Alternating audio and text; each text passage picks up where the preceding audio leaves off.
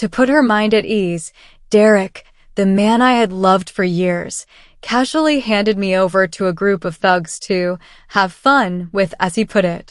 Because of his words, I was repeatedly violated until death claimed me.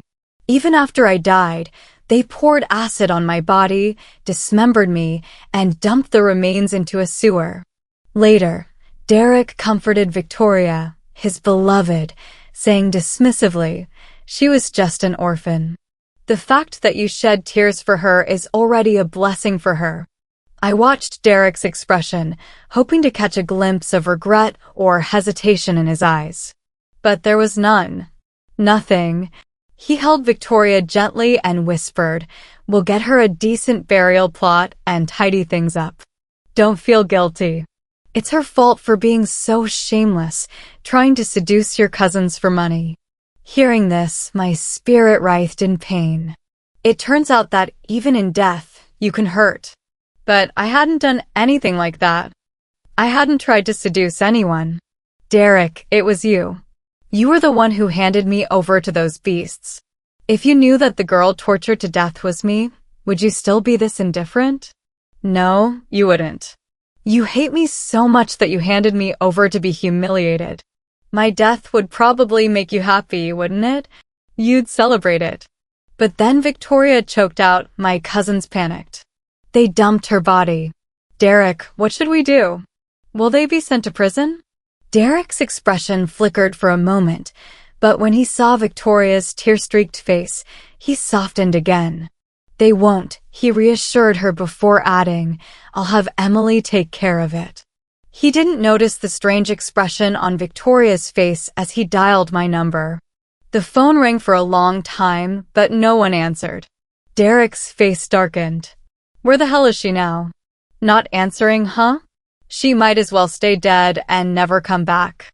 He angrily blocked me on all his contact lists. Watching his frustration, I found it laughable.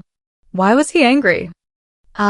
The clingy annoyance, wouldn't bother him anymore. What was there to be upset about?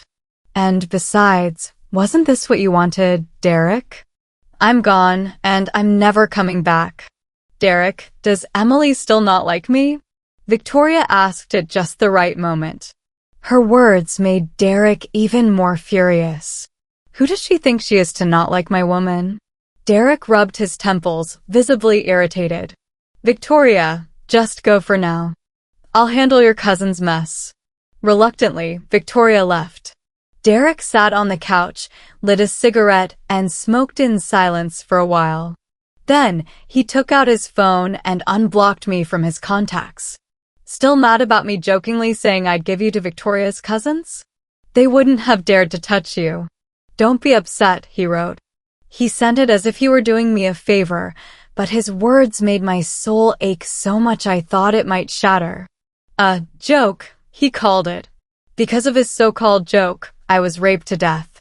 My body was discarded in a sewer where rats and insects fed on it, never to see the light of day again. Derek, why? Why did you do this to me? Was it because I loved you? I shouldn't have loved you. I regret it. I truly regret it. Now, even in death, I was forced to linger by Derek's side. I didn't want to see him, but I couldn't leave him either. After sending the text, Derek fell asleep on the couch. His brows furrowed as if he were having a nightmare. Suddenly, his phone rang. It was Grace calling.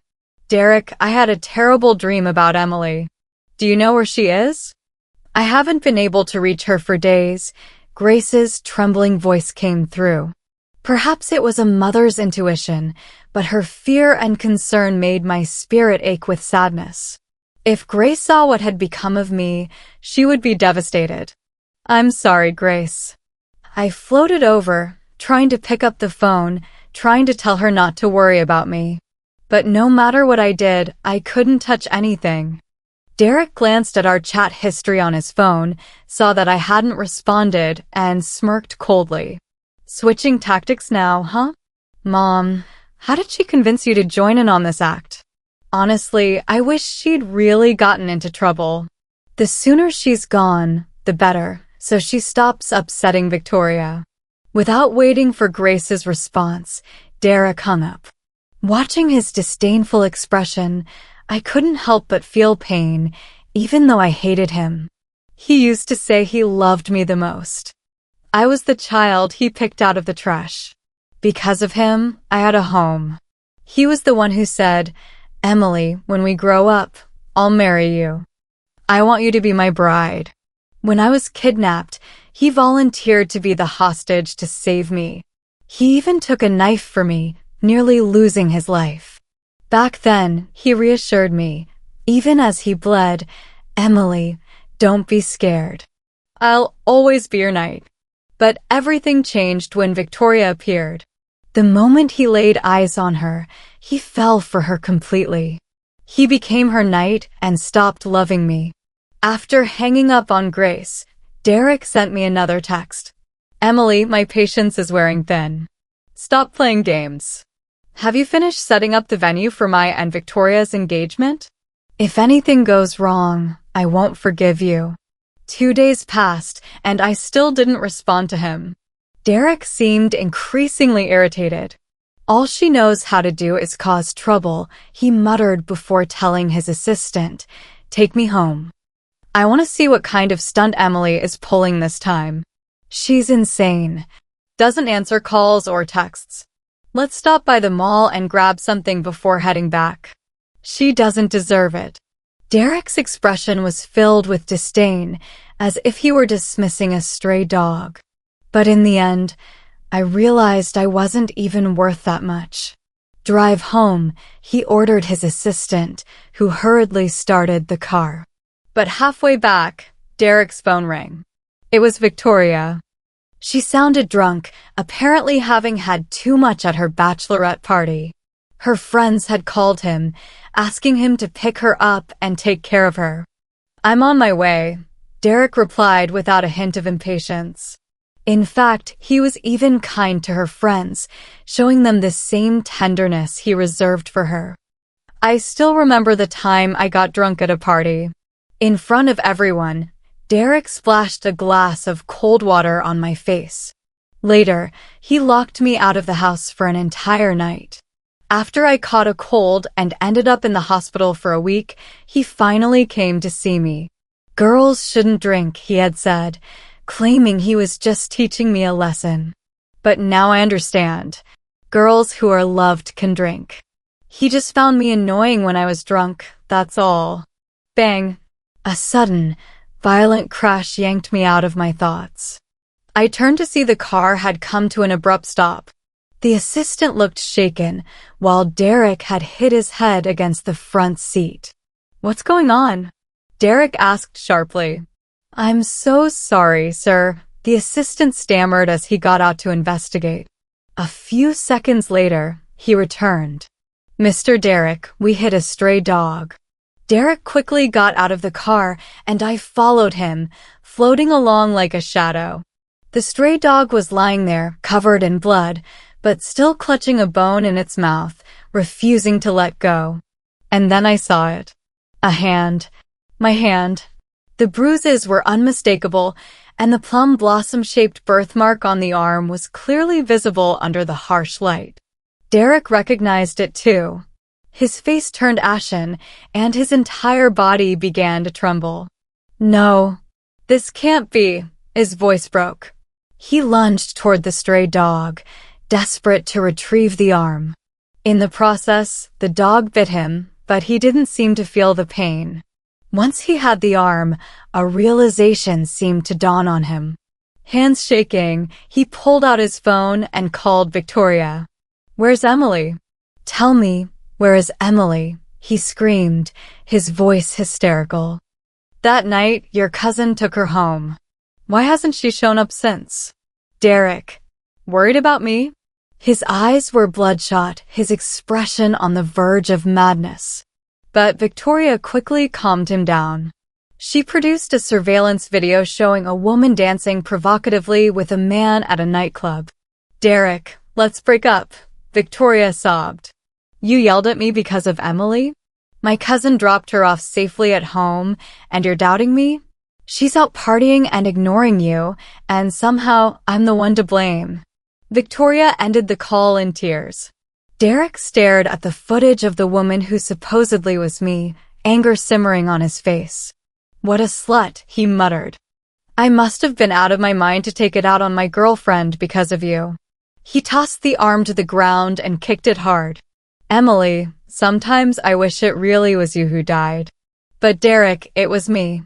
The woman in the footage wasn't me. Look closely. She only has a side profile visible.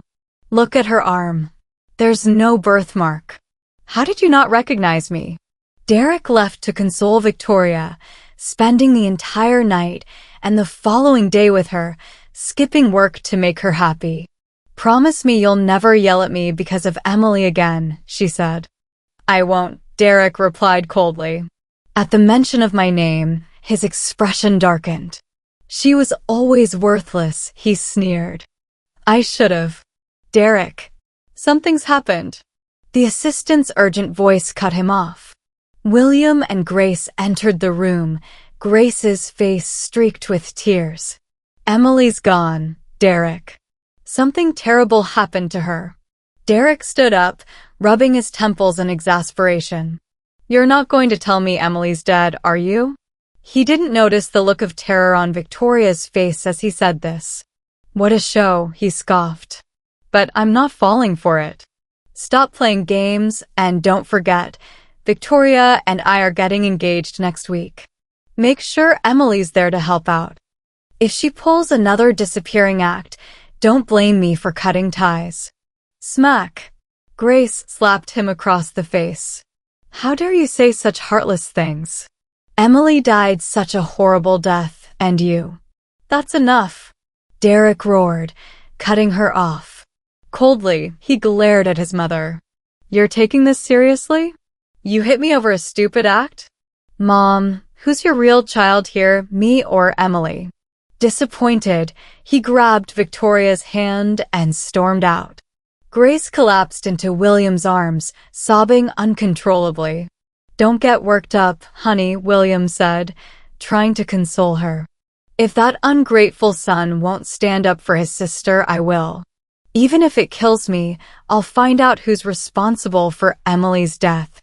I circled around my parents, desperate to tell them, it's not worth it. Please don't exhaust yourselves for me. I screamed, begged them to hear me. I'm sorry, Mom, Dad. You raised me with so much love, and I never got the chance to repay you. Now I never will. I can only hope there's another life waiting for me, where I can make it up to you. In my next life, I still want to be your daughter and take care of you. I was crying uncontrollably as I looked at the sudden streaks of gray in William and Grace's hair, overwhelmed with guilt. Perhaps it was my deep attachment to them, but this time, my soul stayed by their side. Grace fell seriously ill and was hospitalized. William busied himself between searching for the culprit and caring for her. Watching their exhaustion and how much older they seemed, my heart felt like it was shattering. After 2 days in the hospital, Grace insisted on being discharged. She personally oversaw the mortician repairing my body, breaking down beside me time and time again. Every time she fainted from crying, she would wake up and insist on continuing. The day before Derek's engagement, my body was finally restored. Grace held me and wept bitterly. It's all our fault. We failed to protect you. Even William, a grown man, couldn't hold back his tears. Grace's tears had nearly run dry. When you came into our lives, you were so small and fragile. I was terrified I wouldn't be able to raise you well. But I did it. I raised you into a beautiful young woman. How could this happen? How could I, with gray hair, have to bury my child with black hair? I stayed by their side, sobbing silently. After my body was restored, William and Grace personally took me to be cremated. When they returned home with my urn, Derek was waiting outside the door. He didn't notice the urn in William's hands. Mom, Dad, tomorrow is my engagement to Victoria. I know you don't particularly like her, but it's the most important day of my life. You and Emily will come, won't you? Grace looked at him and asked, "Do you remember the promise you made to Emily on her 18th birthday?" He didn't answer. It was clear he had forgotten. But I remembered. I remembered him saying he'd marry me when I turned 22. But I died at 22. And now, in the same year, he was marrying someone else. After a long silence, he finally said, "Childhood promises don't count." Grace smiled faintly. "We'll all be there tomorrow. Emily, as your sister, should witness such an important moment in your life. I just hope you won't regret it." William and Grace went inside, leaving Derek outside. He seemed puzzled but didn't ask any questions. He turned and got into his car. Once again, I was inexplicably pulled along with him. Derek picked up his phone and, with a smirk, sent me a text. "Stop hiding, Emily. Mom already told me you'd be coming tomorrow with them to mess with me." Impressive. But after waiting a while, he didn't get the response he expected. "Still playing tough, huh? Fine, keep it up.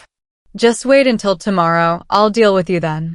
He forcefully turned off his phone and stuffed it into his jacket pocket. When he returned to the new house, Victoria was already there waiting for him. She sat in a chair, fuming, her gaze fixed on him. "Derek, what's been going on with you these past few days? You're not answering my calls or texts. What are you trying to do?" "Sorry, I've been a bit stressed." "I turned off my phone," he replied. Victoria wasn't having it. She grabbed a piece of paper from the table and angrily threw it at him. "If it weren't for organizing the new house, I wouldn't have known about this. After all this time, you've been keeping other girls' love letters to you." She clearly had been bottling up her emotions. "Derek, you need to explain this." His face darkened as he saw the paper. He yelled back at her, even louder, "Who gave you permission to go through my things?" It was the first time I'd seen Derek this angry. Not even with me had he been so furious. They argued nonstop in the room until Victoria was left sobbing uncontrollably. Yet Derek didn't move to comfort her. What could have caused this seemingly sweet couple to unravel like this? Curious, I glanced at the paper on the floor and froze. It was the only love letter I'd ever written to him, crumpled and worn, yet he had kept it all this time. How strange back then, I thought we were mutually in love. So, in my freshman year of college, I planned a confession. But when he arrived at the confession scene and saw Victoria, he fell for her at first sight. He said he finally understood what like and love meant. He rejected me and quickly got together with Victoria, turning me into the biggest joke of all. Ironically, the joke from back then had now become the catalyst for their fight. I watched them, amused. Perhaps out of pride, Victoria stormed into the bedroom, leaving everything quiet again. Derek suddenly picked up my love letter, dusted it off, and placed it on the table.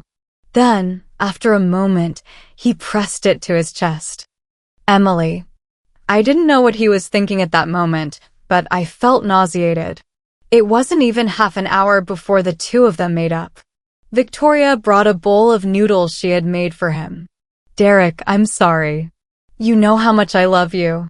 I was just jealous. Can't you comfort me a little?"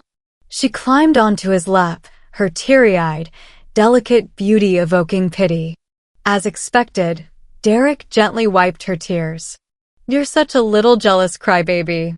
Don't worry, I'll only love you." He smiled tenderly. "Sorry, I wasn't in a good mood earlier." "Did something happen?" Victoria asked thoughtfully. Derek hesitated before replying, "Just some issues at work. But it'll be resolved soon." With that, he leaned in to kiss her, and they embraced passionately. As things heated up, Victoria gently pushed his jacket off his shoulders. My love letter fell to the ground. Derek still hadn't thrown it away. "Why haven't you gotten rid of this yet?" Emily's mood, which had just improved slightly, was reignited like a fuse. Derek replied casually. Victoria choked back tears. Her eyes turned red, and she bit her lip, speaking with grievance. Derek, do you really love me? If you do, why would you keep Emily's love letter? Is it because the person you truly like is her? Derek's expression became a bit dazed. No, she's just my sister. Don't you know that? He replied. But she's adopted. She's not related to you by blood. What kind of sister is that? Victoria pressed on. Derek, if you really like Emily, I'm willing to step aside. Tears streamed down Victoria's face. She cried as she tried to leave, but was pulled back by Derek. I watched Victoria's display and thought to myself, what a brilliant act of playing hard to get. Such a waste of talent not pursuing acting. Seeing Derek still somewhat conflicted, Victoria took off the ring she was wearing and placed it in his hand. Derek, it's me who's standing in the way of you and Emily. I'm willing to, she sobbed uncontrollably. I'm willing to let you two be together. As long as you're happy, even if it's not with me, I'm willing. All right. Derek gently put the ring back on her finger and kissed her forehead. Silly girl, the one I love is you. Emily is just my sister. We're about to get engaged. Don't say such foolish things. It's just a love letter. How could that ever compare to you? After speaking, Derek took out the love letter and burned it right in front of Victoria. As the flames consumed the letter, I felt my spirit fading slightly. I guess my time here is almost up. After the scene, Victoria finally smiled. She threw her arms around Derek and kissed him. Yet, for some reason, Derek kept staring at the pile of ashes. After a long while, Derek finally pushed Victoria away. It's been a long day. I'm exhausted. You should rest too. We have the engagement ceremony tomorrow, and you'll need to get up early for makeup. Victoria nodded, but turned around after taking only a few steps. Oh, Derek, have you arranged for my cousins to leave? Yes. Derek lit a cigarette. They've already been sent overseas. Don't worry. I gave them enough money. Once the heat dies down, I'll arrange for them to come back. Thank you, Derek. Victoria gave him a quick kiss and happily skipped upstairs. But I stood there, watching Derek with a bitter smile, tears streaming down my face uncontrollably. William and Grace have been starving themselves, tirelessly searching for the culprit. Yet the person they've been looking for was already sent abroad by Derek. Derek, when you learn the truth one day, will you regret it? After finishing his cigarette, Derek opened our old chat window. He hesitated for a long time before finally sending me a message. Emily, I'm getting engaged. If you don't show up soon, the engagement ceremony will go ahead. Reading those words, I laughed bitterly in anger. What's this? Are you planning to stand in front of everyone tomorrow, look me in the eyes, and say, Emily, I'm marrying Victoria? I'm so happy. If you wanted to see me so badly, why didn't you say anything when I was still alive, when I was at my lowest point? Instead, you mocked me, laughed at me with her, watched me become the joke of the day, saw me running around for you, only to be scorned and humiliated. How ridiculous. I still vividly remember how, the moment before my death, I cried while calling Derek for help. I begged him, brother, please save me. Victoria's cousin is going to kill me. But he said I was malicious, said I was framing Victoria. He told me he never wanted to see me again and that I should just die. And now I'm dead. So why act like you want to see me now? What's the point? To drag me out of the ground and humiliate me again? To crush my dignity and stomp all over it? For the first time, I feel relieved that I'm truly dead and don't have to endure his cruelty anymore. The next day, Derek held his engagement party. On the same day, William and Grace held a grand funeral for me. A funeral and an engagement party on the same day. What a cruel irony. During the engagement, Derek stood in his custom-made suit, thanking the crowd and making vows under the admiring gazes of everyone. Yet, in his free moments, he kept asking his assistant, "Is everyone here yet?"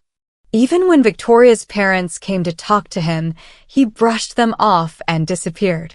Ultimately, he embarrassed Victoria in front of everyone. "Derek, today is our engagement day. Why are you so distracted? Do you not love me anymore? You keep asking your assistant if someone has arrived. Who are you waiting for? Is she more important than me?" If not for the sake of maintaining her image and the significance of the engagement, Victoria would have almost screamed in frustration. But Derek seemed not to hear her. He continued to look around, ignoring her. "Derek." Everyone at the engagement party turned to look at her.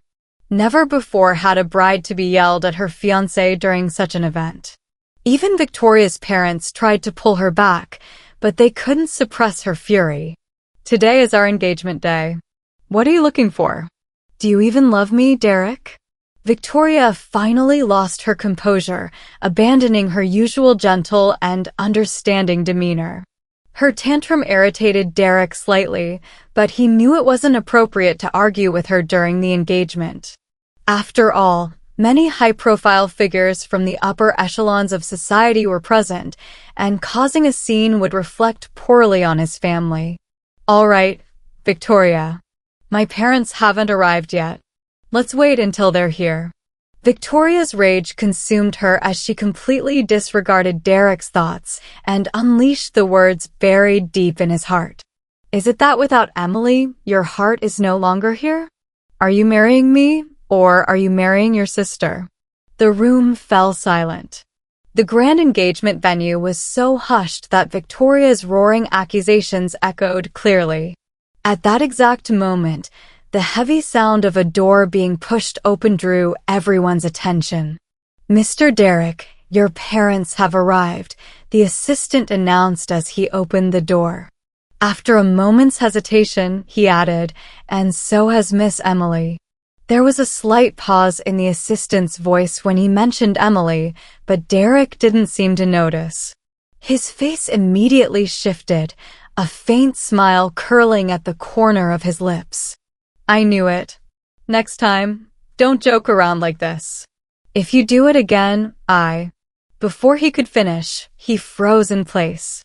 William and Grace entered, both dressed in white. William was holding a portrait of Emily while Grace carried her urn. The two of them stood quietly at the entrance. Grace broke the silence, her voice calm yet piercing. "Derek, didn't you want us to bring her to your engagement party? We're here." A couple's engagement party, attended by the groom's parents bearing an urn and a portrait. How absurd.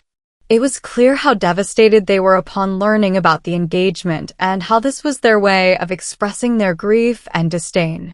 From the sidelines, I clapped inwardly, feeling a twisted sense of satisfaction. Derek's expression was indescribable, as if he had swallowed something foul. He seemed unwilling to accept the situation. "Mom, Dad, even now, you're still playing along with Emily to deceive me? I'm your son."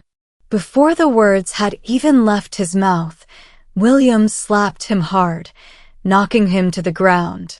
"You ungrateful son! If she were alive, why on earth would we be holding her ashes and portrait in front of you? She's gone, and you'll never see her again."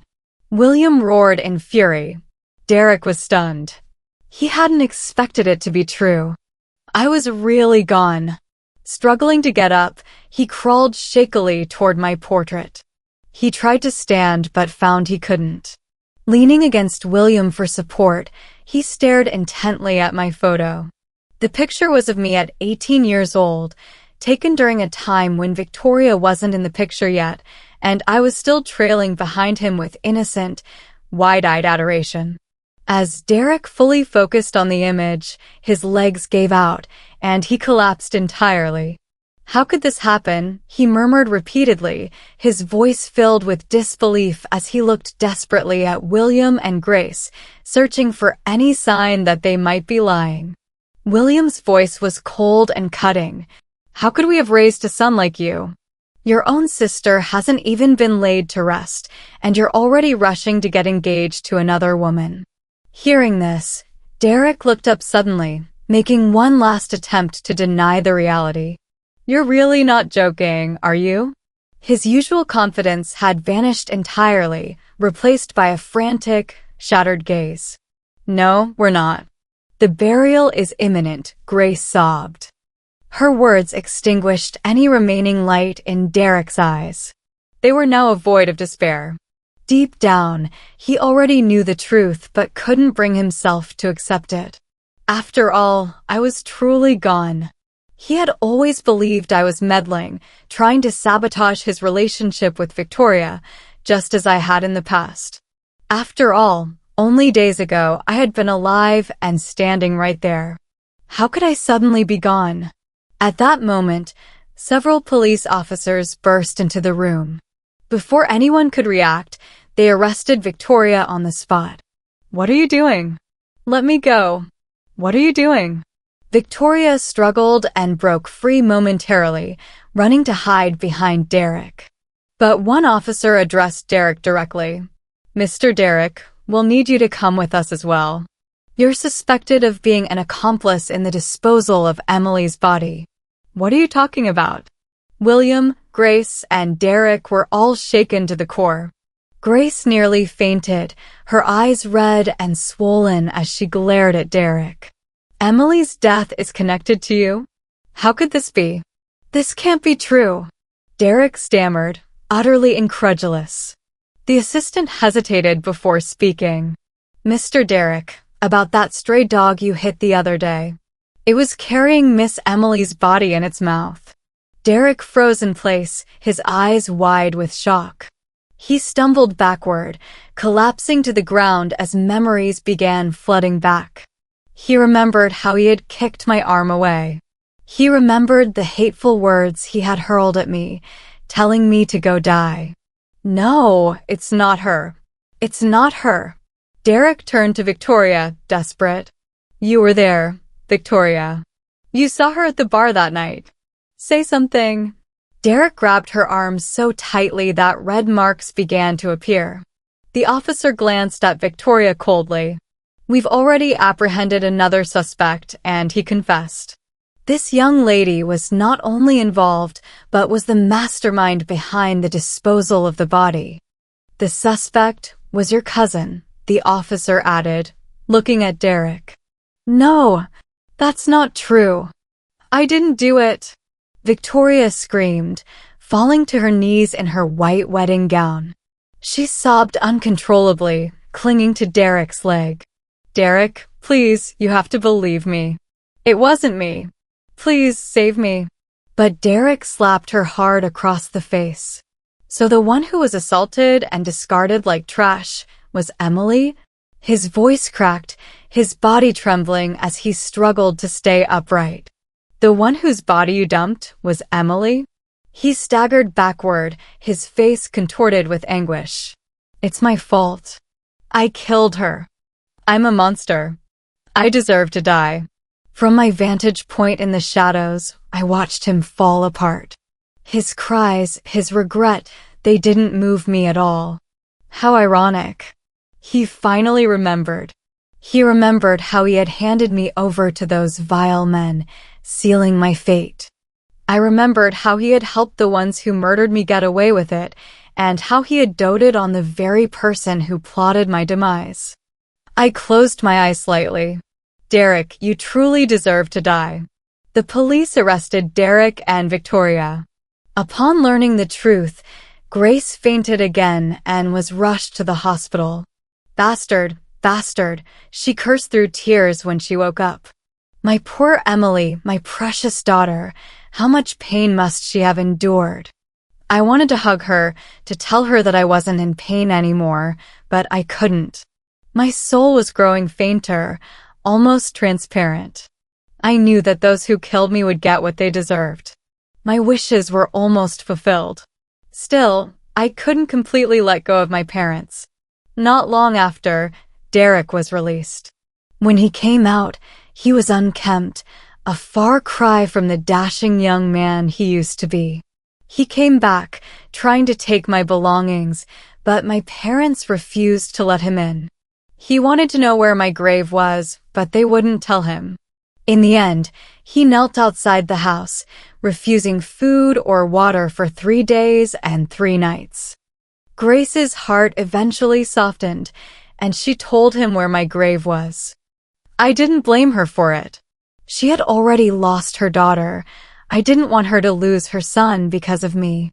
Derek sprinted all the way to my grave. When he saw my tombstone, it was as if the last bit of strength left his body, and he collapsed heavily onto his knees. I knew he had broken down. "Emily, I'm sorry," he sobbed like a child. "It's all my fault, all my fault. That wretched woman Victoria, and those bastards who killed you. I won't let any of them go." I watched him calmly. I didn't need him to do anything. My parents would take care of it. William had already pulled the necessary strings.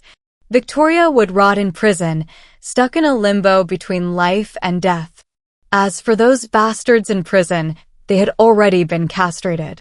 Before their executions, they would live the most miserable lives imaginable. It was as if Derek could read my mind.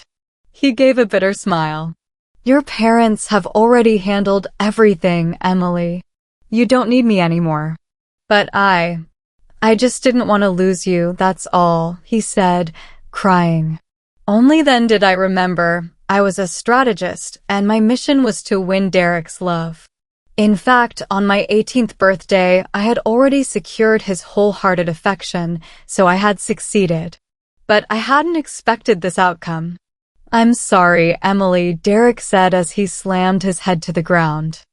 "I heard from the system that once you completed your mission, you would leave." I was terrified, so terrified. "I didn't care if you stayed by my side as something other than my lover. I just didn't want you to leave me." How utterly ridiculous, he laughed bitterly. I couldn't help but let out a cold laugh. "If you only wanted me to stay, why did you do so many things to hurt me? I suppose, deep down, you must have hated me too. Hated me for deceiving you, hated me for wanting to leave you. But after I completed the mission, I chose to stay. If only you had asked me." How ironic. I wiped away my tears. As Derek continued to repent, my spirit slowly began to dissipate. I think I'd finally let go, so it was time for me to leave. A flash of white light appeared as I walked toward a glowing passage. Just then, I heard Derek's desperate scream. "Emily, Emily, don't go." This time, I didn't look back. Never again, Derek. 3 years later, news of the Prince of the City's death made headlines. He was the man who caused his sister's death and nearly married her murderer, becoming the laughingstock of society. Estranged from his parents, he relied on heavy medication just to get through each day.